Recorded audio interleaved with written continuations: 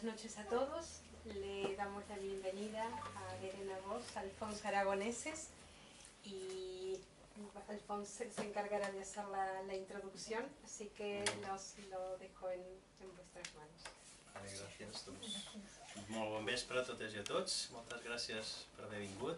Gràcies, Cecília i Miguel, per la hospitalitat i generositat. I òbviament, gràcies a la Verena per haver-se acostat a presentar el seu llibre. Yo estoy muy contento de poder presentar aquí la novela, las versiones catalana y castellana de la novela de Verena Voss, que es una novela que se publicó en 2015 y además obtuvo un premio en Alemania, aunque es de esas novelas que ya se sabía que tenía que ser traducida a las lenguas españolas, porque es una novela pues, que habla de muchas cosas, habla de amor, habla de juventud, habla de viajes, hay muchos viajes en esta novela, habla de relaciones entre padres e hijos, entre nietos y abuelos, pero es una historia pues, que está muy vinculada a España, y también a las historias paralelas de Alemania y de España. Yo no he hecho nunca la presentación de una novela, pero sé que no puedo hacer anticipaciones, lo que se llama hoy en día spoilers, pero sí puedo decir que es una novela que habla de Maite, una chica de Valencia, pues que se va a Múnich a hacer un Erasmus. Es una chica muy inteligente, pero que ignora cosas del pasado de su país, y allá en Múnich pues entra en contacto con hijos, nietos de exiliados españoles, y allá pues en Múnich, muy lejos de su casa, descubre pues la historia de su país y también la historia de su familia.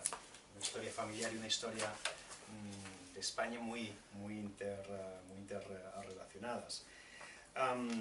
Por tanto es una novela que habla de temas que nos interesan, temas como la lucha por la memoria en nuestro país.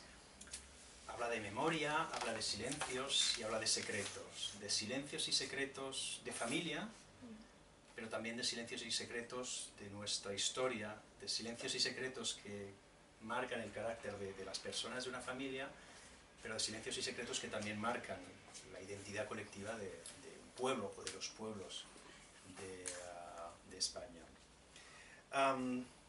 Ya sabéis que últimamente yo me he interesado, o para los que no me conocéis, pues lo digo ahora, me he interesado por temas de memoria histórica, desde el punto de vista jurídico, histórico, y yo siempre hablo de una transición en la que no se hablo de las víctimas, pues porque seguramente no fue posible, y porque la gente quizás tenía esperanza en que se hiciese justicia con las víctimas del franquismo una vez pasada la transición. Pero después de la transición, golpe de Estado, del 81, pues las víctimas quedaron olvidadas. No se habló de recuperar la memoria, ni de dar justicia a las víctimas del franquismo. Quizás también porque la sociedad española, pues, gran parte de la sociedad española, pues, quería gozar de la libertad recién recuperada, y ahí están las películas de Almodóvar que nos muestran pues, esas ganas de vivir la movida. Y yo hablo de la transición, de esta democracia que niega justicia a las víctimas, y después de un momento, en los finales de los años 90, en los que una nueva generación de españoles pues, que ya han viajado a Europa, españoles que han hecho estancias Erasmus, como la protagonista Maite, la protagonista de la novela, pues esta nueva generación se hace preguntas. Se pregunta por qué nuestra cultura de la memoria es más bien una cultura del olvido. ¿Por qué en Alemania o en Francia hay cultura, se honra a las víctimas del nazismo, del fascismo, y aquí no? Aquí pues, las calles todavía llevan nombres de franquistas. Margarita Capellà a este momento le llama la rebelión de los nietos de la guerra civil, que se rebelan y que piden justicia, que piden reparación, que piden la verdad, que exhuman fosas comunes, que se van delante del Tribunal Supremo a pedir la revisión de consejos de guerra. Es la rebelión de los nietos. Y yo pienso, pues, humildemente, que esta es la novela de la rebelión de los nietos, aunque bueno, hay nietos, hay hijos, pero esta es la novela de ese momento, de esa generación de jóvenes españoles pues, que se levantan, que piden verdad, reparación y una cultura de la memoria diferente y equiparable a las culturas de la memoria europeas que ellos han conocido viajando, haciendo Erasmus, etcétera, etcétera, etcétera.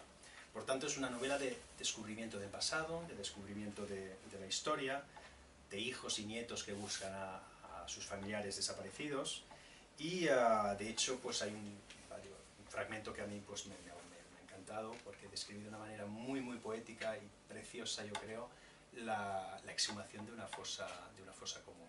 No voy a decir cuándo ni en qué momento de la novela, pero vaya, yo creo que esta debe ser la primera vez que se representa, que se retrata algo así, y además se hace de una belleza enorme. Es una novela que retrata un viaje personal de una persona, pero yo creo que también puede ser el retrato del viaje de un país, o de un colectivo, de un grupo de personas pues, que se reencuentran con su pasado. En fin, os he dado una visión muy influida por los temas que yo trabajo. La novela habla de muchas más cosas, habla de amor, habla de relaciones de amor, habla de viajes, y de hecho describe algún viaje en tren que pasa por paisajes que yo he conocido también en tren, ese tren que va por Perpiñán, Cervera de la Marenda, Portbou, Girona y Barcelona, pero estos viajes pues están descritos de una manera, yo creo, que a mí, en fin, que conozco esos paisajes, me ha encantado, y habla de otras cosas, y yo creo que tiene la virtud de rescatar cosas que nos pueden parecer banales y darles una belleza pues enorme. Aquí estoy pensando ahora en cómo describes, Verena, esos papeles que envolvían las naranjas. Seguro que recordáis que antes, cuando uno iba a la frutería, pues habían 10 naranjas con su piel naranja y una naranja envuelta en unos papeles con unos grabados. Pues describe esos papeles de una manera, bueno, pues que conviertes en poesía pues algo que pueda resultar pues banal, porque es lo que veíamos aquí en las fruterías. Yo creo que no, de momento no voy a decir nada más. Yo creo que todas y todos lo que queremos es escuchar a Verena y lo que nos va a explicar Verena de la novela, o sea que adelante. Muy bien, muchas gracias, Alfonso, muchas gracias a todos vosotros por venir y por la invitación de presentar el libro aquí, que es mi primera presentación en España, ya que hace muy poco que el libro fue traducido. Y hemos pensado que voy a leer un trocito que es como el núcleo de la historia, y os explico un poco cómo va la trama para que estéis orientados. Como has dicho, Alfonso, bueno, la protagonista es una joven valenciana que se llama Maite. Y ya el nombre es un poco un acto de rebelión, porque el nombre que le pusieron sus padres era María Teresa, un nombre bien católico. Y ella se va a Múnich en el año 90, justo en el momento de la reunificación de las dos Alemanias. Entonces, su descubierta de la vida libre también coincide con un espíritu general de cosas nuevas que empiezan, y este ambiente positivo en Alemania. Y en Múnich se enamora del nieto de un republicano refugiado, primero en Francia y luego por razones de la guerra, por la Alemania que ocupó Francia, fue deportado hacia Mauthausen, pero nunca llegó allí. Consiguió huirse del tren de deportación en Múnich y se hizo una nueva vida allí en Alemania. Sobrevive a la Segunda Guerra Mundial con el camuflaje de un trabajador forzado francés. Y esa es un poco la historia de esta familia española en Baviera, cerca de Múnich, en un pueblo, en el campo. Y como has dicho, la historia de amor entre dos jóvenes de familias muy diferentes, porque Maite es de una familia de derechas, y en una fiesta en esta familia alemana cerca de Múnich, ella ve una foto de un soldado alemán en el uniforme de la Wehrmacht y se acuerda de haber visto una foto de su padre en el mismo uniforme. Y cuando la vio, no se pensaba mucho, era un uniforme como el uniforme de la Guardia Civil o del militar español, Y en este momento en Alemania ella hace la conexión de que hay una historia escondida, secreta allí en su familia. Y ahora la escena que quiero leer es escrita desde la perspectiva de Antonio, cuando ya tiene 80 y pico años y se acuerda como 15 años atrás Maite vino a su casa. Antonio es el republicano refugiado, el abuelo de su novio. Y este Antonio se acuerda como la joven Maite vino a su casa por primera vez a preguntarle lo que podrían ser las historias secretas de su familia. Es un poco el punto, el principio de su búsqueda histórica en la historia de su propia familia. La historia de la fotografía. En aquel momento, eso no le permitió descansar. Antonio había vuelto a llevar los libros en la mano, tras 2 años que no se había dado cuenta de que se habían convertido en el papel pintado del pasillo. A su amigo David le sería más fácil hablar que a él. Su amigo sabía todos los hechos de memoria y Maite debía conocer el centro. Le quería mostrar la otra España. Unos días después estaba delante de su puerta, acalorada y al mismo tiempo helada por un viaje en bicicleta a través de la ciudad. Él no necesitaba más que una bufanda alrededor del cuello para el corto paseo hasta el centro español de Múnich. Hacía tiempo que no iba por allí. Ironía del destino que la muerte de Franco representase para el centro una decadencia cultural. El hijo de puta se lo había llevado todo bien atado a la tumba. Pisar el local era como volver a casa.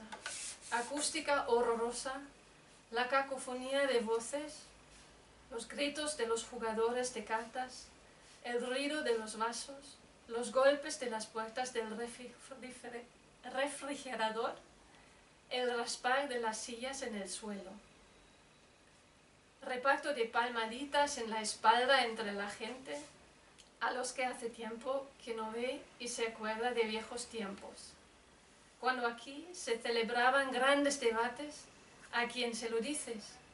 Todas personas educadas y políticas. Habían fundado el centro como una alternativa a la Unión Española en Landwehrstraße, de manera que los izquierdistas no religiosos y laicistas emigraron muy pronto a la Deiserstraße, los buenos años del 68 al 80.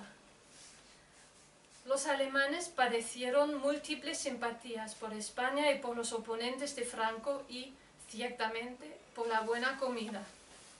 Los inquilinos cambiaban cada 2 años y volvían a casa como gente importante. Aquí pasó muchas noches y persiguió viejos sueños de la Sorbona. Su mujer se había ido demasiado pronto. Tendría que haberlo visto aquí en medio de la izquierda y de los más a la izquierda. La vida cultural que consiguieron poner en pie, él y Sebastián, Agustí, Ismael y como se llamasen todos los demás. Los debates continuaban hasta altas horas de la noche y la votación no se producía a veces hasta las 2 de la madrugada. Muchas veces Antonio se iba después directamente a trabajar en el mercado por mayor, por la Oberländerstraße, donde las claraboyas de los edificios le salían al encuentro mucho antes de que apareciera el frontón. La sala 1, iluminada como una catedral, que era la única que habían respetado las bombas. Entonces murió Franco, muchos regresaron, llegaron personas nuevas de clases menos educadas, el trabajo de la asociación perdió sus horizontes políticos y culturales, como ocurre tantas veces. Españoles en la Wehrmacht, repitió su amigo David con sencillez, por supuesto. Como andaluz cortaba las palabras y dejaba que muchas explicaciones quedaran colgadas en el aire. Su interlocutor tenía que deducir todo el contexto de referencias muy breves. Pero llegó un momento en que David se había calentado hablando y ya no tuvo freno. Se apartó de la mesa y señaló las sillas. Y como David era David, comenzó la historia con Adán y Eva. Guernica, la Legión Cóndor, por último la División Azul.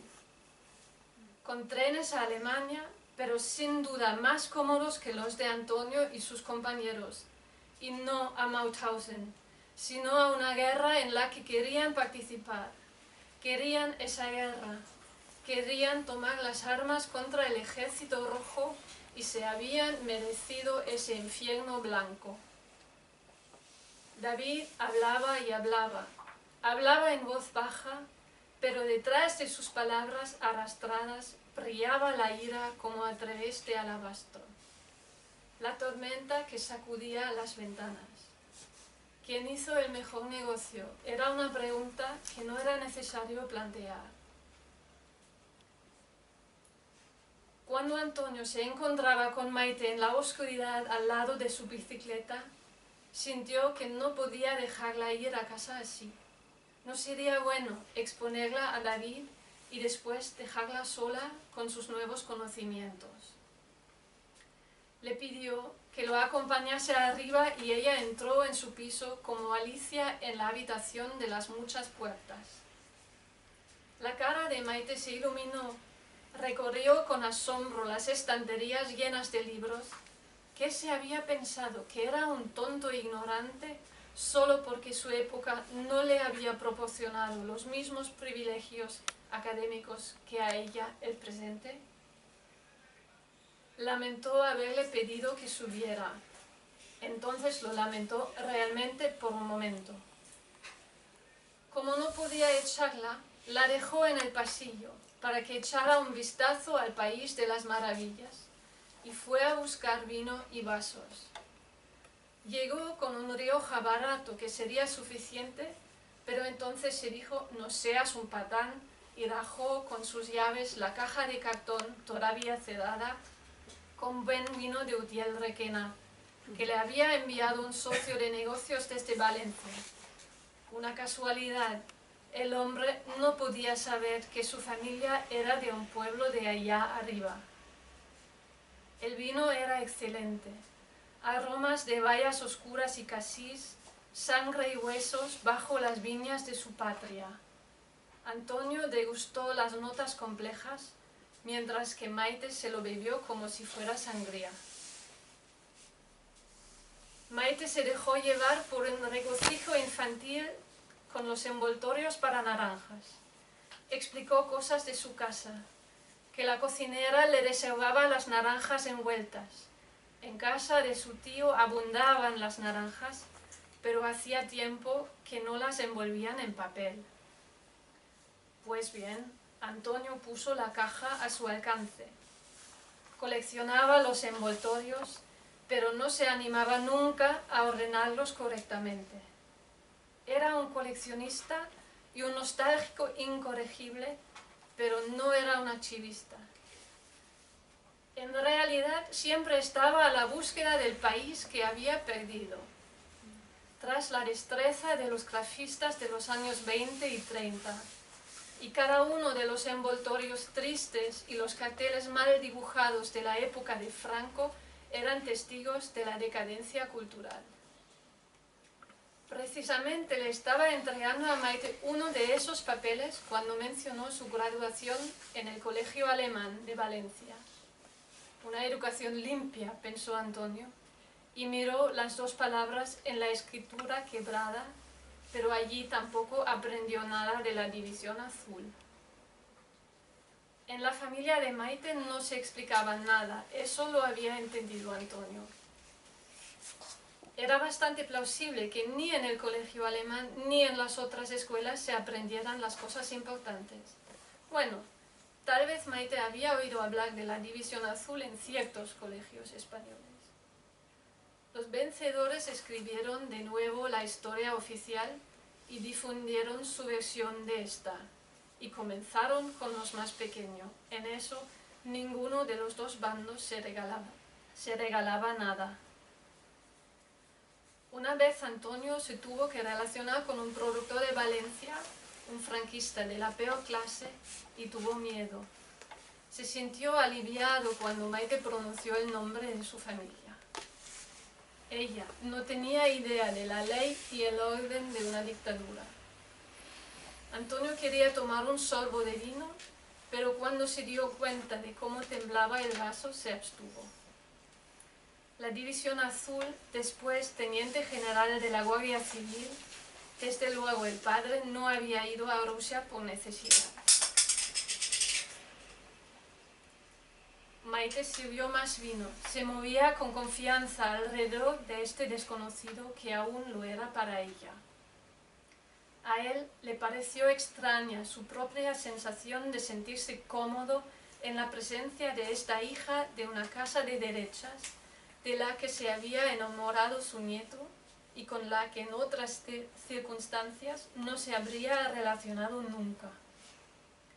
Ella habló de lo conservador y reaccionario que era su padre, de lo repulsivo que le resultaban los uniformados, lo ridículas que eran las poses sobre el honor y la patria. Pero nunca se había preguntado qué defendían los reaccionarios. La chica era un fenómeno. ¿Cómo se podía ser a la vez tan rebelde y tan ignorante? ¿Cómo podía ser que no se hubiera enterado de nada? Debía vivir como quería su padre, pero quería algo más. Y cuando Antonio le preguntó lo que era, su desamparo quedó colgado de las pestañas como si fuera nieve.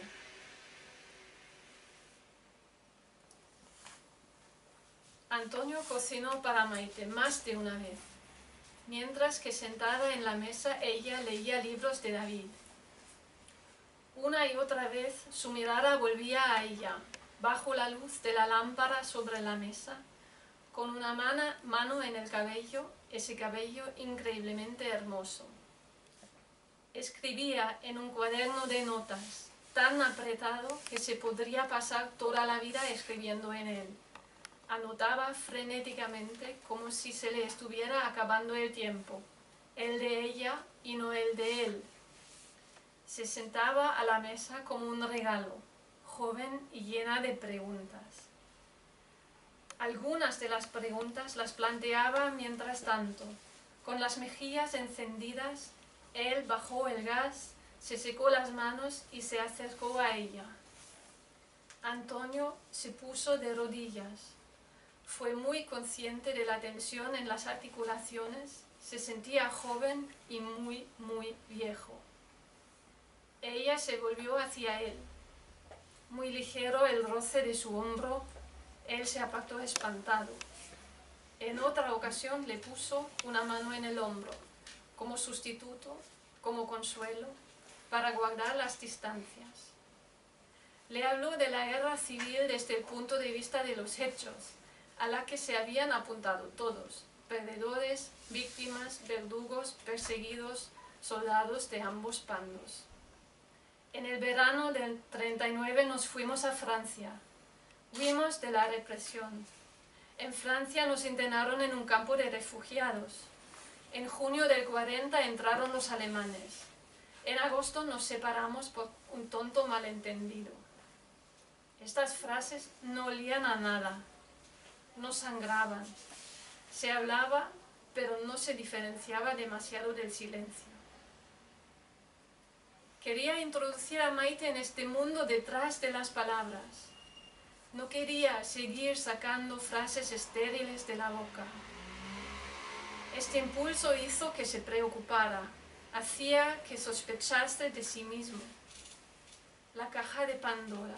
¿Qué pasaría si sacase a la luz lo que hacía 50 años había convertido en algo pequeño y compacto? Había ocultado y enterrado lo que en las largas noches de invierno, con arias de Lenski y muchas botellas de vino tinto, había intentado arreglar consigo mismo. Mientras en Antonio se ampliaba la disposición a hablar de verdad, Maite siguió su propio camino. En cada visita había más páginas escritas en su cuaderno y nuevas sinapsis se habían formado en su mente. Se había confiado a Carlos, sus preguntas fueron más específicas y profundas. De los libros y de los hechos pasó a las preguntas personales. Fue un abanico de cosas lo que le echó encima hasta que de alguna manera llegaron a la fosa.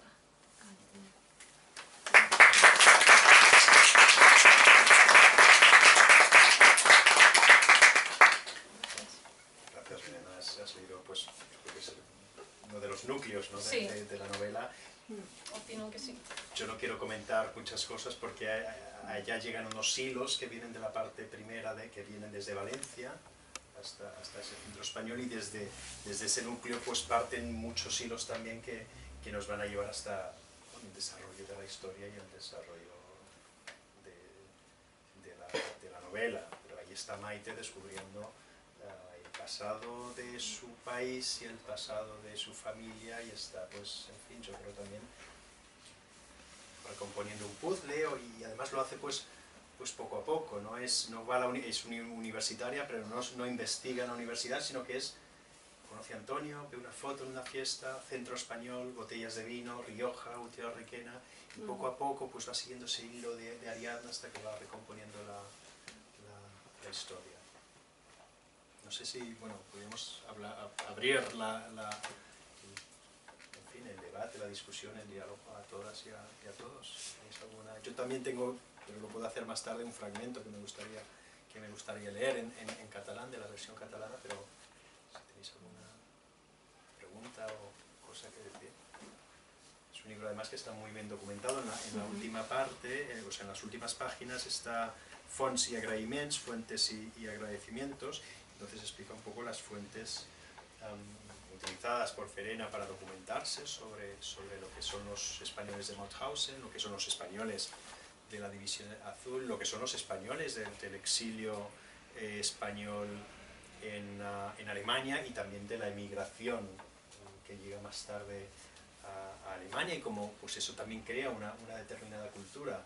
Y también está muy documentado la parte que me gustaría leer sobre la exhumación de una fosa común, que ahí también se crea una determinada cultura, ¿no? Es transversal a los partidos, pero que define pues una nueva generación, un nuevo grupo. Ahí estoy hablando yo demasiado. Sí, me gustaría preguntarte qué te motivó el tema. Sí. ¿Por qué ese tema? Bueno, yo soy historiadora, hice un doctorado sobre las identidades nacionales en Cataluña y en Escocia, y después me fui a trabajar 2 años en Valencia. Y a la vuelta a Alemania me di cuenta que yo, dentro del círculo de mis amigas y amigos en Valencia, también formó como parte del pacto del silencio, que realmente entre esta generación, que somos todos nacidos en los años 70 y pico, no se hablaba de la historia española. Eso es una cosa que volví de España a Alemania y me di cuenta que había estado en un país que solo era una parte de un país y de una historia.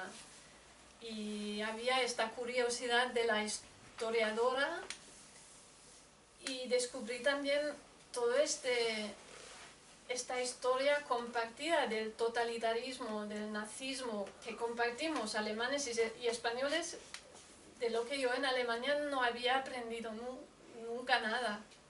Y entonces era una investigación mía de historiadora, pero también de escritora, traduciéndolo todo en una historia personal, emocional, que está basada en hechos, pero la historia es totalmente ficticia.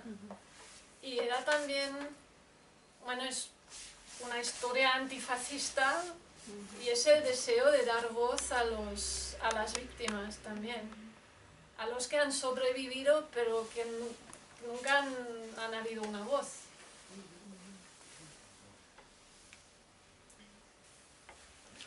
Y cuando estabas escribiendo, ¿cómo hacías para mantener ese equilibrio entre el rigor histórico, o sea, la beta historiadora y la emoción a la que te referías como escritora, ¿no? Pensando en qué era lo que querías provocar en el lector y cómo lo llevabas adelante. Bueno, ha sido una trayectoria, porque es mi primer libro literario y al principio funcionaba más como científica que como literaria. Y los primeros textos eran demasiado sociológicos, digamos. Y era, bueno, el momento en que los personajes tenían vida propia, entonces sí que podía pensar la historia a través de los personajes y de la mirada de los personajes, y entonces era una cosa diferente. Y es una labor diferente a la labor de la historiadora, porque importan otras cosas, no importa la historia con H mayúsculas, sino cosas pequeñas de la vida cotidiana, de lo que influye a las personas en su vida de todos los días. Por ejemplo, de repente tenía que mirar si algún pueblo de Utiel de Requena estaba electrificado en los años 30 o no, si encendieron la luz o una vela. Y cómo se llamaban los coches en este periodo, que son cosas que no importan cuando haces historia. Pero el que surja una voz literaria y una narración no es en cierto modo una negación de tu parte historiadora. O sea, no hay en el hecho del devenir de la literatura o de la narración una cosa que cuanto menos debe omitir la parte, ¿no? Porque, por ejemplo, en la ficción el rigor histórico y otras circunstancias quedan sepultados por lo que es la narrativa, ¿no?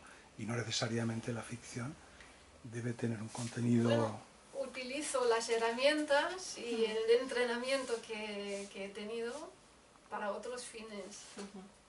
Y creo que con la literatura quizás llegas más lejos. Creo que sí. Porque... Sí, por eso te lo pregunto, ¿no? Sí. Porque debe ser muy difícil dejar de banda toda una disciplina que uno ha estudiado, ¿no? Me imagino, por ejemplo, yo que vengo del mundo jurídico, si tuviera que hacer alguna ficción... Hazle un poquito más alto. Es que no puedo, no, supongo que es difícil arrinconar eso, pero creo que debe arrinconarse, ¿no? La parte... Bueno, yo había dejado el mundillo académico y he trabajado durante 5 años en fundaciones y eso de luego dedicarme a la escritura es hacer otra cosa, pero en una cierta manera también volver a lo que había hecho antes. Es como juntar dos cosas. Yo hablaría de enriquecer, yo creo que es enriquecido. Sí. Y además es una forma de extender al público mayoritariamente, ¿no? Sí. La historia. Sí. Porque a veces, ¿no?, el texto histórico, para los que no son del oficio, Claro. pues no llega, ¿no? Entonces, pues a mí me parece estupendo, muy bien. Y muy rico además. Y tienes este fondo de los hechos, pero tienes toda la libertad de una historia ficticia. Exactamente, de inventar, ¿no? Sí. Y de crear. Sí. Otra pregunta. ¿Y has tenido retorno de parte de quien hubiera tenido algún, o sea, un involucramiento familiar? ¿O cómo lo ha recibido gente que, bueno, que como tú quiere también sacarle ese manto de silencio, de negación, y que se puede encontrar con una voz que va en la misma línea, ¿no? Que de lo que está de repente hace tiempo buscando? Bueno, en Alemania las respuestas o los comentarios que he recibido eran, bueno, muchos de personas de la generación de los 68, digamos, que sus padres estaban en la guerra y veían el paralelismo entre esta historia del silencio y el silencio que hubo en Alemania en los años 50 y 60. Y muchas personas vinieron y me dijeron que en su familia tampoco se hablaba, que sus padres también habían estado en Rusia, pero no sabían muy bien dónde ni lo que les habían pasado. Y en Alemania hubo un interés muy grande a este tema histórico de España, que de la División Azul, por ejemplo, y de la deportación de los republicanos españoles a los campos alemanes nazis, en Alemania se sabe muy poco. La División Azul es muy poco conocido, así que muchas veces en las presentaciones y en los debates hablábamos más de historia que de literatura. Y lo tomaban un poco como un libro de historia. Sí, eso además diría que es un libro que he dicho antes que habla mucho de España, que se tenía que traducir a las lenguas españolas, pero al mismo tiempo es una novela alemana. Sí, claro. Y la aproximación a la historia es una aproximación pues muy alemana. Es decir, y yo en este sentido la compararía con las novelas, con por ejemplo Soldados de Salamina de Cercas. Luisa Elena Delgado, una profesora española, pero en Estados Unidos, explica que Cercas no tiene éxito en Alemania porque Cercas no hace una división que yo creo que sí que se hace en Alemania, o en la literatura, la parte de la literatura alemana sobre el tema que yo conozco, entre, en fin, por simplificarlo, los buenos y los malos. Cercas pues siempre dice, bueno, los malos eran buenos, los buenos eran malos, y quizás por esto Cercas no tuvo, Soldados de Salamina no tuvo éxito en Alemania. Yo creo que, en fin, no voy a decir nada no adecuado sobre la novela, no voy a avanzar nada, pero yo creo que, en fin, que se nota que es una novela alemana sobre España, y quizás lo necesitábamos, quizás necesitábamos esta aproximación a Alemania a la historia de España, a la historia de la guerra civil y a estos acontecimientos. Bueno, yo soy una hija de los años 80 en Alemania, cuando el discurso de la memoria bueno, en Alemania también hemos tenido los años del silencio y del olvido, pero antes que aquí en España, y en los años 80, cuando yo crecí y cuando iba al colegio, se hablaba de la guerra, del nazismo, de la Shoah, de la culpa de los alemanes. Y la cultura de la memoria en Alemania ahora es una cultura transnacional que no apunta en un heroísmo, que está generalmente aceptado la culpa que tienen los alemanes, y las costumbres y las prácticas de la memoria ponen a la vista la culpa que tenemos, y no tenemos, bueno, yo creo que en mi generación no tenemos miedo en mirar lo que han hecho los alemanes de entonces, y es un poco esta diferencia entre culpa y deuda, que ya no tenemos, nosotros no tenemos ninguna culpa, pero quizás tenemos una deuda con el pasado y con los pueblos y con toda Europa. Por eso también tantos viajes en tren en esta novela, porque es como una red que se extendió por toda Europa como un veneno, también vías de comunicación, y las vías del tren eran muy importantes para los nazis, obviamente. Nosotros ya sabemos, ya sabes que nuestra aproximación al pasado franquista pues es diferente, aunque yo siempre digo que hay varias memorias, no podemos hablar de una memoria, sino varias memorias en nuestro país sobre el pasado. Pero de pronto debe estar la memoria también de los lectores que van reconociendo en Antonio y que piensan que puede ser, o sea, completando las historias fragmentadas y personales que cada uno puede tener, y que más allá que sea un personaje ficticio, bueno, es la sumatoria de muchos episodios, esos cotidianos que tú dices, que han vivido muchos, ¿no? Entonces quizás también sea una manera como de unificar, de darle un cuerpo, y tal vez esos cuerpos que no se encuentran, ¿no? Y que tienen su significado. A propósito de cuerpos, Sí, si os parece, sí. voy a leer Es un muy buen momento. un breve fragmento de una parte de la novela donde habla de las fosas. No vamos a decir dónde está la fosa, pero vaya, están los protagonistas con muchas otras personas están excavando con la ayuda de un grupo de antropólogos forenses, no, de arqueólogos, Sí. i estan excavando. Les 4. Poden continuar. Carlos escorda el detector de metalls al voltant de la panxa. Sembles una criatura, diu Maite rient, i li clava una palmallada al cul. Torna a estar de bon humor. L'aparell reacciona damunt del terreny com un gos de rescat en allaus. Allà sota hi ha d'haver un munt de ferralla. Aquest és el paisatge que van remoure, que van excavar i van tornar a tapar. Però deuen haver-hi passat més coses en aquest lloc. Aquí també hi ha enterrada una altra història. D'on surten, si no, els trossos de fusta florida i aquesta quantitat de metall, si només hi ha executats uns quants desgraciats? Carlos observa Antonio, que seu amb Maite al costat del camp. L'avi li torna la mirada i arrufa les celles, com si volgués fer-li entendre que no tenim dret a passejar-nos entre aquestes restes. Les 5. Amb l'aixada i l'espàtula van apartant la terra per capes. Lorenzo treballa amb un ganivet. Carlos agafa grapats de terra amb les mans i els aparta. Juguen a la gallina cega. Palpen la superfície a l'entorn de la punta de la sabata. Lorenzo murmura. Busca la tíbia. No troba res. Potser la sabata estava sola, separada del peu, no troba cap os. Continua rascant i de sobte s'obre un forat de la terra i de poc no se li enfonsa la mà. S'ha format un petit clot. L'emoció que hi irradia és tan intensa com l'escalfor d'una estufa.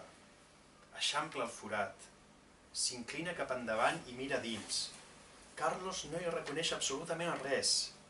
L'experiència de Lorenzo el deu haver dotat d'una visió com els rajos X, que li permet veure les coses a través de capes de terra. Aquí estan, diu Lorenzo amb veu baixa. Són aquí, molt baixet, com si no volgués despertar-los. Es posa dret de cop i sembla a punt de posar-se a plorar de l'emoció. Els hem trobat. Lorenzo deixa en un costat el seu ganivet i s'eixuga la suor del rostre. Ha trobat allò que se'ls escapava, o que feia tant de temps que els esperava. Els hem trobat. El rescat de la llau podia començar. Este es un fragmento, yo creo que emocionante, de cómo se encuentran, en fin, los cuerpos de una fosa, pero son muchas bastantes las páginas que describen todo el proceso de localización del lugar, de, en fin, decisión de qué se hace, debate sobre qué se hace y al final, pues exhumación de los, bueno, encuentro de los cuerpos.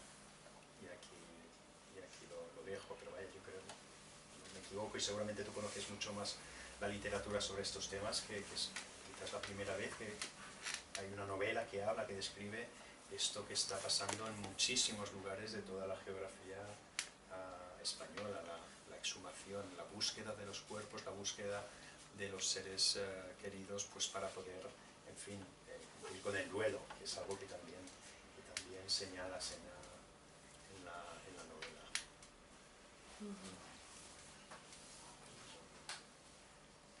¿Les preguntas o si no, pues, en fin, aquí tenéis la novela y eso, y esperamos que... Hablando de las nuevas generaciones, qué fantástico que haya 4 muy jóvenes. Sí. ¿No? Muy bien, muy bien. ¿Qué tal ha funcionado? La publicaste en Alemania primero. Sí, sí. ¿Qué tal funciona la novela ya? Muy bien, muy bien. Hemos tenido mucho éxito con esta novela. Recibió 4 premios Había dicho. y uno del mejor debut en Alemania en el 2015. Y ha sido recibido muy bien por el público y también por la prensa. Sí, Ha sido una cosa muy... muy bueno. Me alegro mucho. Si me permites, hace poco no, el miércoles pasado, hace menos de una semana, entregaste Sí, ¿no? sí, a la segunda novela. La novela que Sí. será presentada en la Feria del Libro de Frankfurt am Main sí, en octubre. Sí. Que es otra historia totalmente ambientada en Alemania y también un poco histórica, pero otra.